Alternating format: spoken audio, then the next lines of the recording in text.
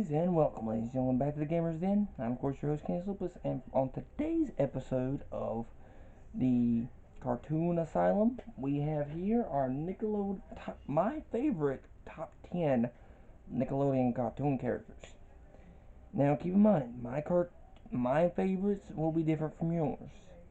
I haven't watched every series, I haven't watched every episode of all the series, a lot of them. Some of them I have, some of them I haven't, But yeah, keep in mind, every single character here is my own personal list and it's subject to change. So right out the gate, we have I got my little list here because I got a good memory. Don't have that good of a memory. We have number 10, Chucky Finster. This character really spoke to me as a kid. I was very neurotic, very worried about everything, and usually he was right. So was I. When something goes wrong, I normally point out, hey, this is probably not a good idea. And normally he was right. But he does grow as a character, and in All Grown Up, we do see that he's a little more, out there, even going so far as being with Angelica, being able to work with him a bit, with her a bit. Honestly, I think those two look cute. Kimmy definitely helped him bring out the best in him, with Noah for me, with Leo for me. Leo and Noah, and everybody here at the Gamers Den. Everybody here at the Gamers Den has really helped out a lot. Noah's a tech support and all that. You remember that from another video, but yeah, it's crazy, that when I was growing up, I didn't have too many friends that would stick around. Now I've got two of the closest friends I could ever have in Leo and Draconis. Got awesome tech support. Three of the most awesome guys that look kind of like us, funnily enough. And some awesome kooky characters that I could bounce off of a bit. And Chucky does have his own group of friends, but I wasn't listening to him much in the early series. It's until later on that he starts getting a little more attention from him. But we spent enough time on Chucky, spent enough time on talking about the various people here at the den. Let's go on to number 9, Goddard. You may not know this character, but he's the robot. You know him better as the robot dog, the mechanical canine from Jimmy Neutron. This was a hard one to pick from. I haven't watched too many episodes. I got the movie, but I haven't watched it yet. Saving it. Yeah, good things come in those who wait. I'm gonna do a review on it when I can. But then you have Goddard. It's either gonna be Goddard or Sheen, and I like Sheen. But then I remember Goddard was just like this dog character, but he was super cool. He was who wouldn't want Goddard? He's an awesome little pup. When he plays dead, he blows up and then reassembles himself. It's super cool. Yeah, that's why he's on the list. He's a cool little dog. Number 8, and our first villain on this list. I've got 2 villains. 3 technically with my number 1. I suppose you could, depending on what side you're on with that one. Number 8 is Skulker from Danny Phantom. Ugh, what can I say about this character? This character was one of my favorites growing up. Now, I haven't seen any episodes with Overgrowth yet. Haven't gotten to it yet, guys. Give me time. I'm going to try and find the complete series of that. That'd be super cool to binge watch. But yeah, Skulker was like one of my favorites growing up, and rewatching some of the series later on, I didn't get far. I think I got like halfway through season 2. And just stopped after a while. I have so much on my plate, guys. I've got so much on my plate. And there was a lot of cool stuff coming out. But yeah, guys, it's just, Skulker was just awesome. And the fact that he's a big robotic dude with a little bit ghost, the ghost part actually being smaller, super funny. Him and Danny seem to have like more of a rivalry than he's actually a villain. But live and learn. Number 7 is Kitty Cateswell from Tough Puppy. Now, I love this character. Anyone able to put up with an idiot like Dudley is just like, he's awesome in my book. She kicks ass. She's smart. She has her moments where she's a bit, snooty, but she's a cat. What do you expect? She has probably one of the coolest jobs. Technically not a cop. Technically, she's like a cop secret agent hybrid. I don't know what to call Toph. But yeah, Kiki Caswell is another one of my favorites. And she won't be the only female character on this list either that's one of my favorites. Because we got another one, number 6, Sam Sam Puckett from not Sam Puckett, it's iCarly when we're doing cartoons. Sam from Danny Phantom. I don't remember Sam's last name. I don't remember Sam's last name. But Sam was another fictional crush for me as growing up. I love this character. She's smart, sassy, funny, and yeah, she's technically goth, but at the same time, along with the Hex girls from Scooby Doo, they didn't really act like what most media portrays goth. Yeah, she uses darker linings and all that. Reads poetry, but she was also just like a little more upbeat than even like characters like Danny and Tucker. It was just like it was crazy to think that, but now we got the opposite end of the spectrum. Number 5 is Squidward. Let's face it, guys. We are all Squidward when we're adults. We want to enjoy life, like the SpongeBob's of the world and the kids and everything, but it's really hard when life keeps giving you not even limits at a certain point. It starts crapping on you. But unlike most characters, Squidward keeps at it. He keeps going to his job even though he hates it. He stays moved. He doesn't move away or he moves back because he loves SpongeBob. He does love him deep down. He does care for him. All of them do. Same goes for Patrick in some instances, but Jesus Christ, Patrick just needs to. SpongeBob has his moments. Don't get me wrong, but Jesus, Squidward just needs. Patrick just needs. I'm surprised he's not in jail. Jesus Christ. Number 4 is our second villain, technical villain, is Vicky. Everybody knows Vicky from Fairly Odd Parents. She's the evil babysitter character, but honestly, guys, the couple of episodes we've seen of her going good and actually, talking, I could seriously see her being a redemptive villain. Unlike the bully character, unlike Francis, I think his name was, unlike the Crocker, Vicky was the only one I could see actually getting redeemed in the end. I don't know. Who knows? Who knows what could have happened there? But status quo and all that. Vicky was probably one of my favorite villains growing up, though. She had a freaking when they were doing all the superhero things. She became a Wolverine parody, and back then, Wolverine, Hulk, and Spider-Man were my biggest Marvel characters at the time. I loved these characters as a kid, still do, but I've since added like characters like Ghost Rider and the Thing to that roster of awesome characters from Marvel that I love. As far as heroes go. But the fact that not only was she technically a villain in this one, she was like really cool designed wise. Couple that with just her an awesome catchy little earworm of a song was just funny. Number 3, Sandy Cheeks. Told you there'd be another female character like Geek Caswell. Sandy Cheeks is probably my favorite SpongeBob character of all time. I love Squidward, but he's the one I mostly relate to. Sandy, I would love to hang out with her. I may not be able to speak her language, but I can translate. I can at least understand some of it. Lord only knows it ain't easy. But yeah, I can. After watching so much of like Sandy's talking, Iron Man and Hulk going at it, Iron Man and Dr. Banner, watching some of the stuff that just has technical jargon in it. It just at a certain point you can kind of might not be able to speak it, but you can kind of translate it. At the very least, you can dumb it down for the idiot impaired. like myself.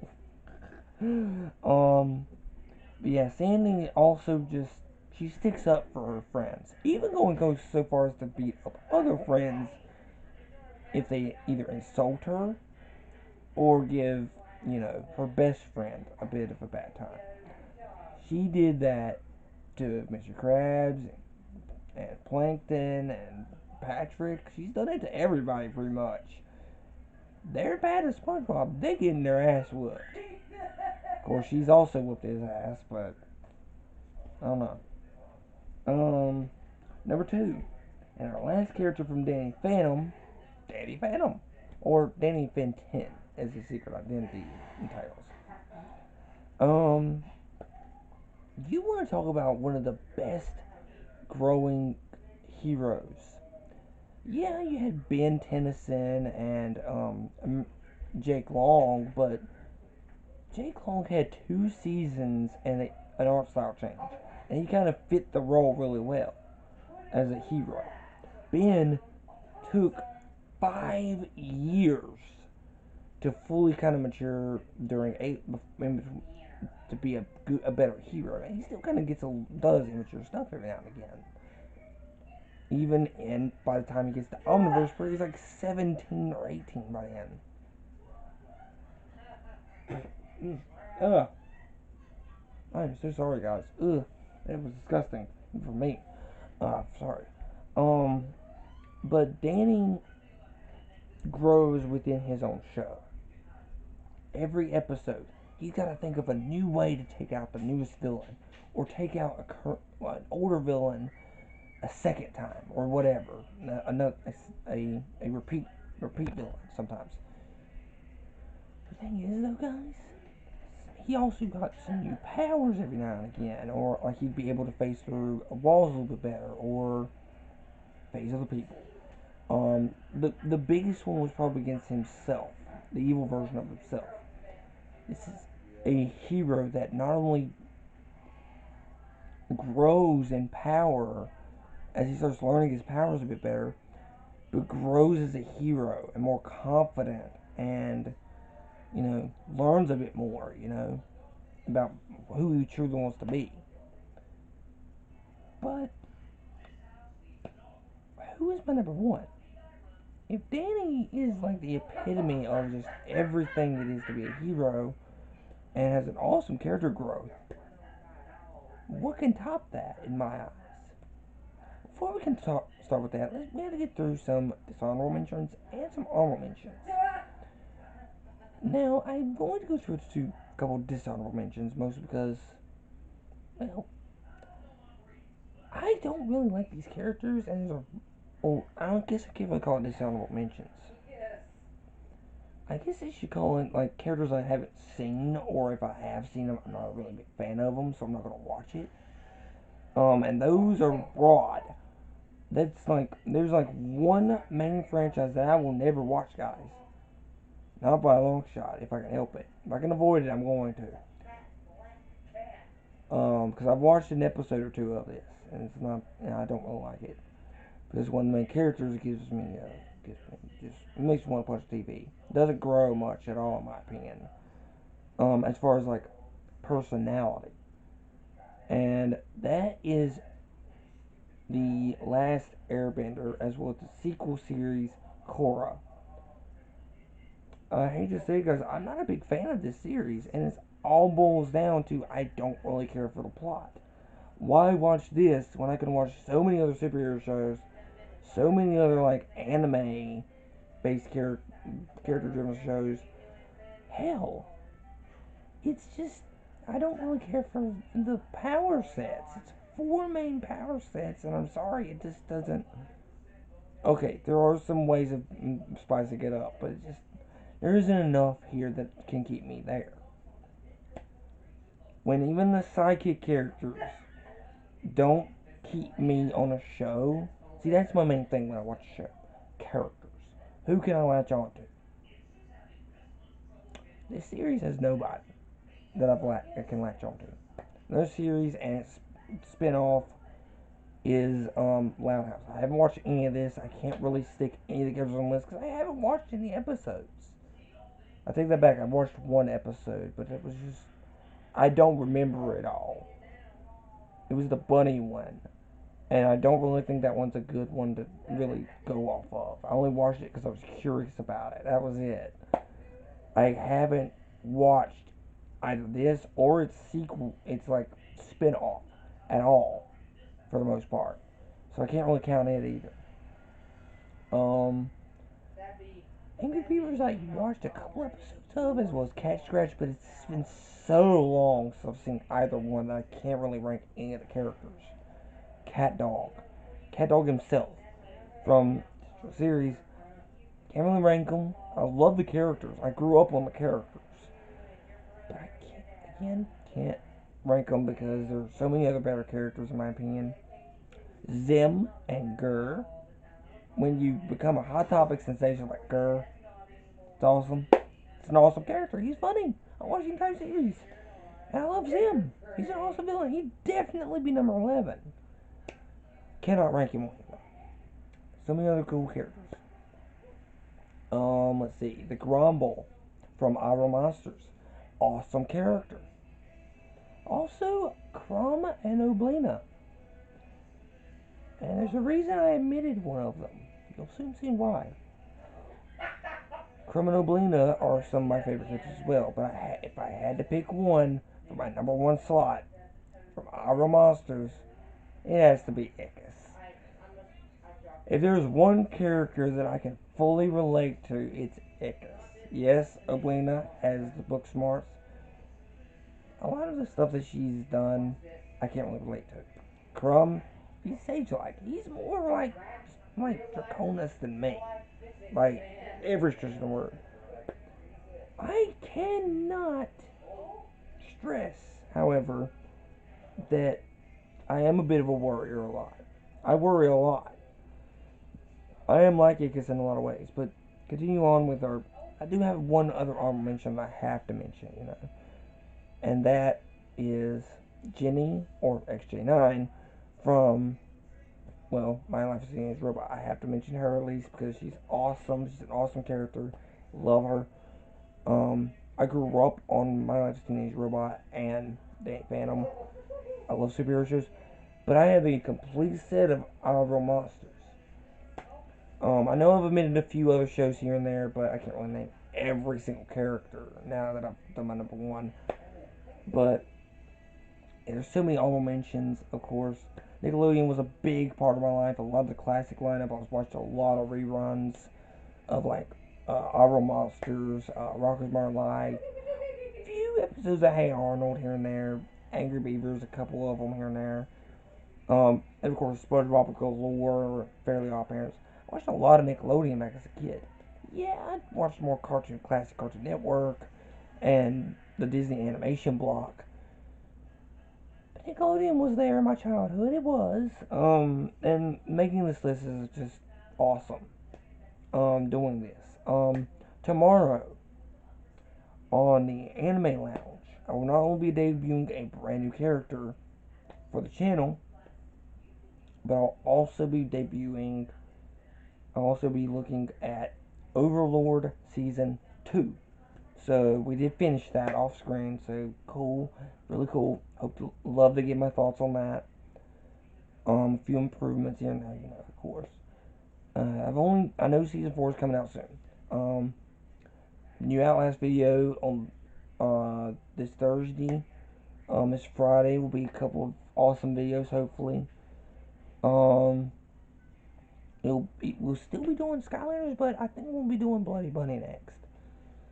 To click that one. I think it should be hard. Maybe. I don't know. And then this Saturday will be another cool collection video. But with that being said, guys, who is that? Who's calling me? Oh. That's it, guys. We'll see you guys next time. Bye.